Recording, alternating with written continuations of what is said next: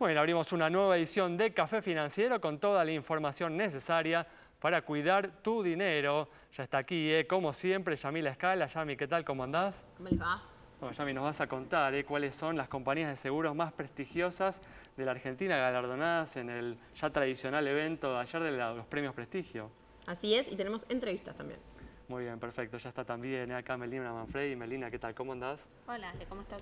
Bueno, Meli, vamos a hablar de una alternativa de inversión para considerar frente al cepo cambiario y a la elevada inflación que se espera para los próximos meses. Así es, una alternativa de inversión en pesos que no se licúa. Muy bien, perfecto. Y en este otro costado ya me aguarda José Ignacio Vano. ¿Qué tal, José? Hola, ¿Cómo Ale. andás? ¿Qué tal? ¿Cómo estás? Bueno, vamos a repasar lo sucedido en estos últimos días en los mercados de capitales. Sí, señor, varios temas. Muy bien, en instantes. Y en el último bloque se sumará el economista Luis Seco para analizar las principales noticias económicas de la semana. Quédate con nosotros. Tras una muy breve pausa, regresamos con todos estos temas.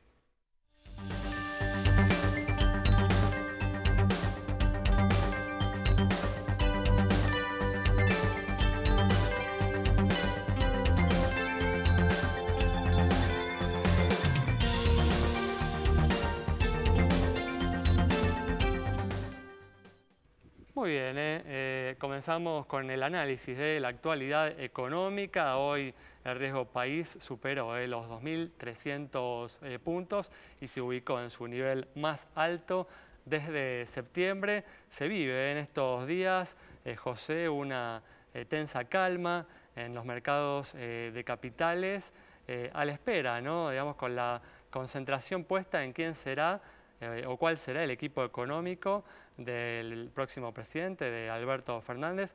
En las últimas horas se fortalecieron las chances de Matías Culfas de ser el próximo ministro de Economía, una figura que sin lugar a dudas no generará calma en los mercados de capitales, no es una figura asociada, ¿no?, con la austeridad fiscal o la prudencia monetaria que se requiere para estabilizar la economía en los próximos meses. Así que partiría, ¿no?, con menos crédito que otros de los candidatos que se vienen mencionando en las últimas semanas. Sí, respecto al primer punto, lo que hablabas del riesgo país, ahí creo que tenemos un tema importante que es el tiempo sigue corriendo y los pagos de la deuda se siguen aproximando, con lo cual, digamos, la inacción, bueno, no juzguemos como inacción, hace una semana que estamos acá, ¿no? Hace una semana que salió el resultado de las elecciones, o sea, tampoco sería exagerado pensar en esos términos de inacción, pero sí el mercado está pidiendo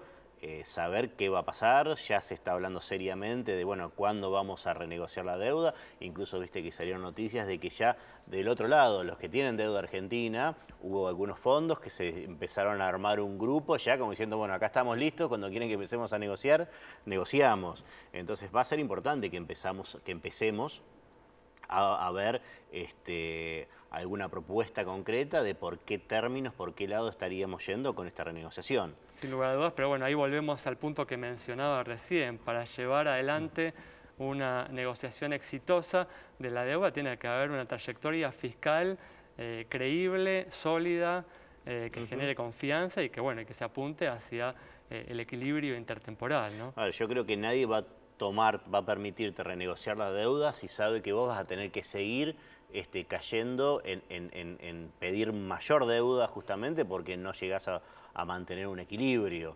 Entonces me parece que lo primero que se tiene que hacer como mínimo es decir, bueno, por lo menos este año puedo vivir de lo que tengo, el año que viene voy a empezar a pagar algo, voy a empezar a mostrar algo de superávit, porque si no es, o sea, ya estamos ahora en una situación de renegociación, te voy a seguir prestando a cambio de que vos no bajes tu nivel de gastos para que el año que viene caigamos de nuevo, digamos. Entonces, claramente, estructuralmente, incluso hasta ahí por el lado del fondo, y creo que fueron presiones que hubo, pero que no se terminaron concretando, temas reestructurales, y en lugar de ser este tipo de acuerdo con el fondo, pasás al siguiente escalón de acuerdo, te piden directamente cambios estructurales, que son los que tengo entendido, en algún momento se buscaba hacer el gobierno de Macri, pero nunca se concretaron. Tal cual. Bueno, temas que seguiremos viendo en las próximas semanas. Pero ahora, bueno, vamos a pasar a un tema importante para todos los asegurados, todos aquellos que contratan seguros y eligen, ¿no?, entre las distintas compañías, porque ayer se realizó una nueva entrega de los premios Prestigio Seguros. Ya me nos vas a contar cuáles han sido las empresas, ¿no?, más prestigiosas de la Argentina. Sí, claro, porque toda información cuenta a la hora de elegir. Esta es una instancia más, es la vez número 16 que se realiza esta entrega de premios, que considera, como decía Alejandro, la opinión de muchos productores, asesores de seguros y también del público en general y de representantes del ámbito de las empresas, así que también dan su visión ahí. Ahora, esto lo elabora la consultora CEOP junto con el Grupo Sol Comunicaciones y los resultados este año ubican nuevamente a la empresa Sancor en el primer puesto, ¿sí? El segundo lugar quedó para Allianz y el tercero para Federación Patronal, también nuevamente en el tercer lugar, allí cambiaron Allianz y Zurich ahora en el cuarto lugar, Mercantil Andina, ¿sí?, en el quinto puesto, cerrando de esa manera los 5 primeros puestos. Un dato más desde ya a la hora de elegir, esto es un ranking que pueden consultar en nuestras redes sociales, en Facebook, o nos los pueden consultar, está también publicado para que ustedes tengan esa guía, ¿no? Y como siempre les traemos un pedacito de esta noche que compartimos junto a los ejecutivos de las empresas. Allí entonces les presentamos, ¿sí?, un pedacito de la entrevista a Lorena Garrera de Allianz, a Andrés Quentín de Mercantil Andina y a Alejandro Simón de Sancor. ¿La vemos?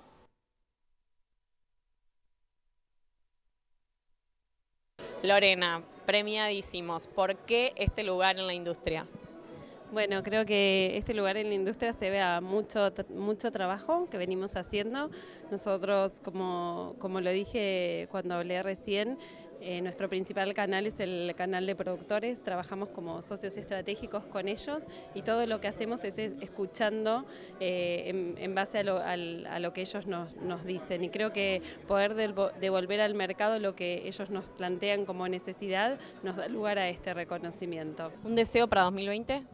Un deseo para 2020, que Argentina recupere y estemos todos mejor que este 2019 y que sea mucho mejor para los habitantes de Argentina, que mejore nuestra situación y para el mercado yo creo que va a ser también un año bueno si esto se da.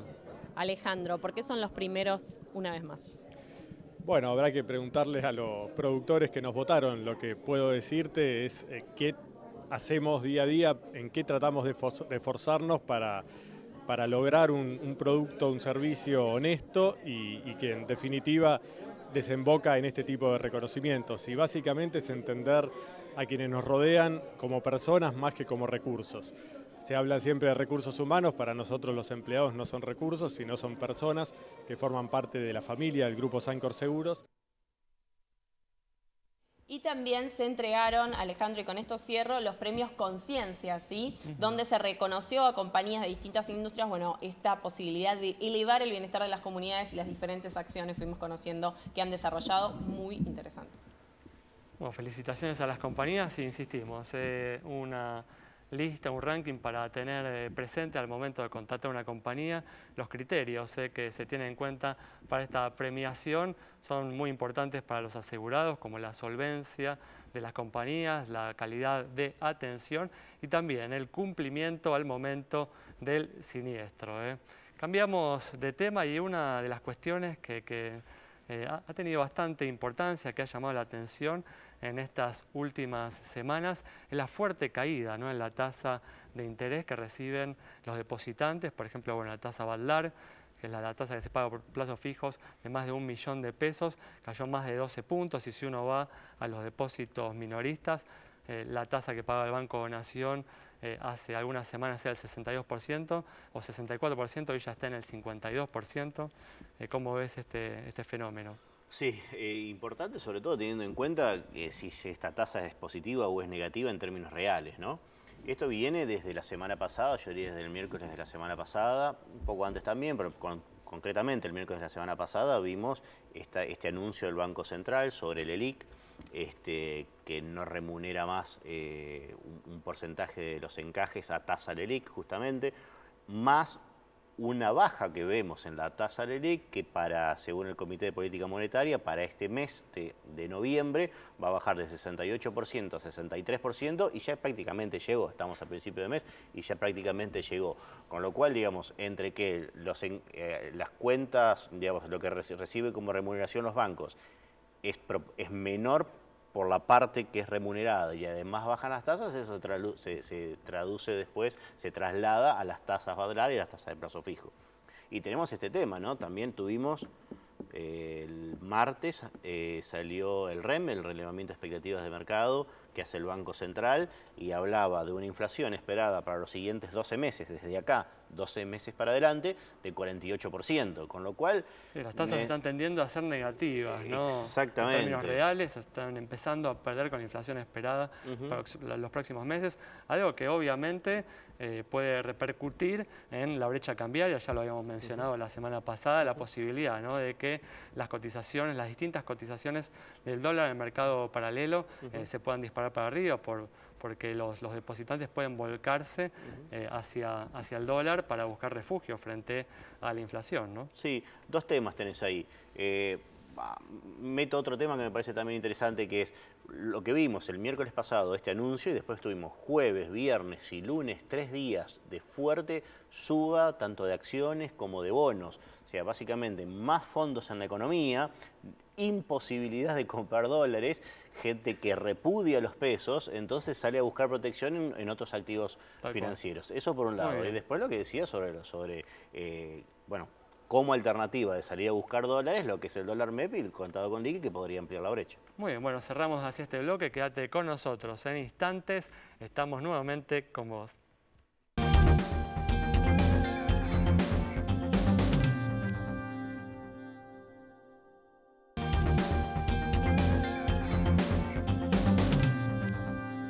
Muy bien, y frente a lo que hablábamos en el final del bloque anterior, frente al cepo cambiario, frente a la elevada inflación que esperamos para los próximos meses, aparece una alternativa que es digna de considerar, ¿no, Meli? Que es el plazo fijo ajustable por inflación, el plazo fijo UVA. Así es. Este tipo de plazos fijos, a diferencia de los tradicionales, ajustan su capital por inflación o por UVAs, la unidad de valor adquisitivo que publica todos los días el Banco Central. Y la particularidad que tiene es precisamente que el capital no se va licuando por efecto de la inflación y garantizan siempre una tasa real positiva frente al aumento de precios. Si les parece, vamos a una placa y vamos a ver cuáles son los bancos que hoy están ofreciendo este producto. El que más está pagando es el hipotecario, que paga UVA más 6%, o sea, inflación más 6% a 90 días y UVA más 8% a 180 días.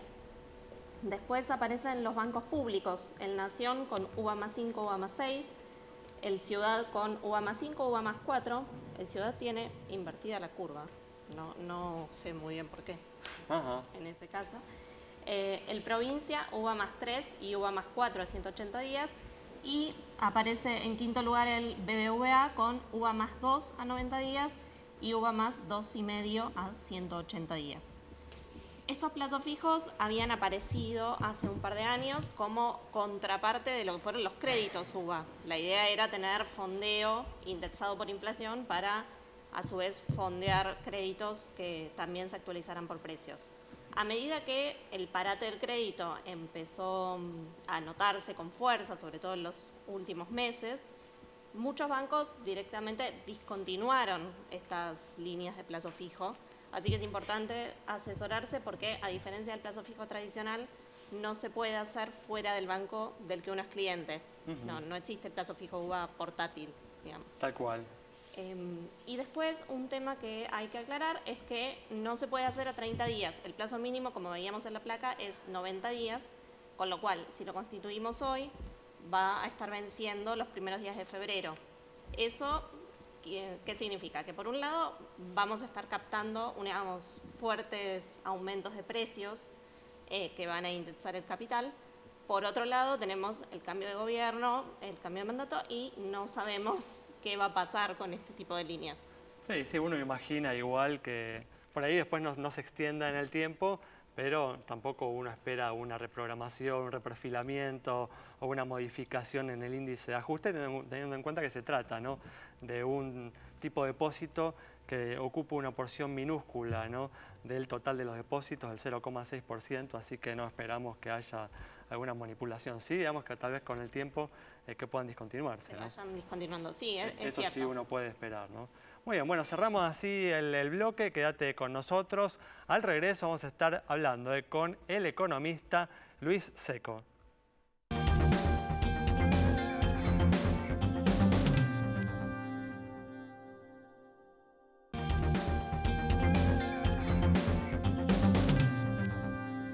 Bueno, ya estamos aquí con la presencia del economista Luis Seco para analizar los hechos más destacados en materia económica de estos últimos días. ¿Qué tal, Luis? ¿Cómo andás? Hola, muchas gracias por invitarme. Gracias a vos por estar aquí. Y bueno, hablábamos en el primer bloque, el riesgo país superó hoy los 2.300 puntos, alcanzando su nivel máximo en 9 semanas.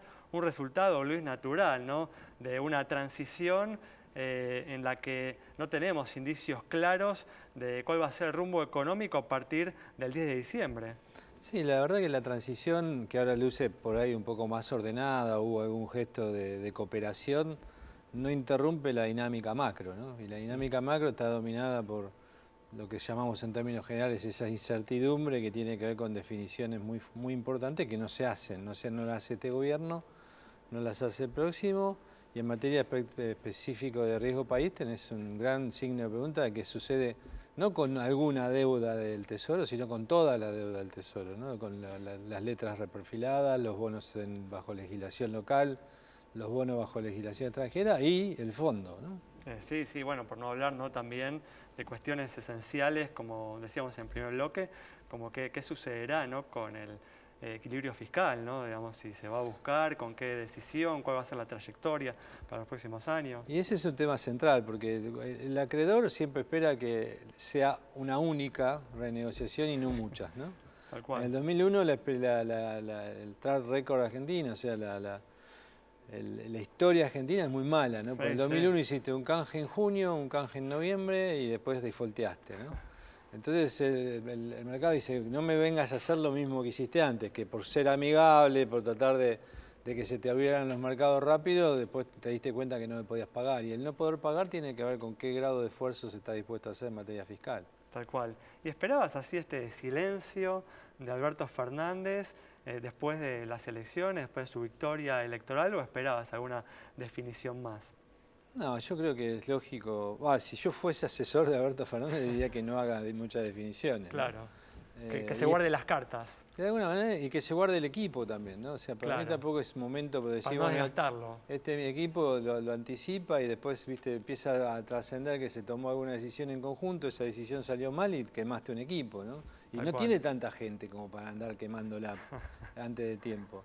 Y eso me parece que también es otra fuente de incertidumbre. No tanto la persona específica, sino, bueno, ¿y qué equipo tenemos? Entonces, cuando uno abre el equipo, hay mucha gente, o poco, no mucha gente, pero de todos les gusta hablar. Entonces escuchás cosas como, por ejemplo, dijo la expresidenta del Banco Central, dijo, vamos a desdolarizar la economía. Entonces todo el mundo abrió los ojos y dice, ¿qué significa desdolarizar la economía, ¿no?